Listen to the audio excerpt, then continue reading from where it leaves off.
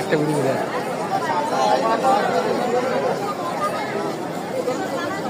মানুষ তো আর বাঁচছে ওই টাইমের থেকে।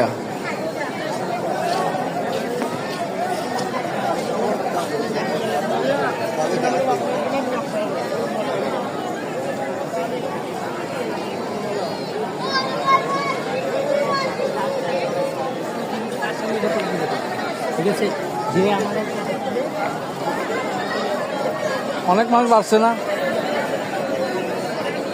দেখা দেখ এই খাওয়ার ইচ্ছা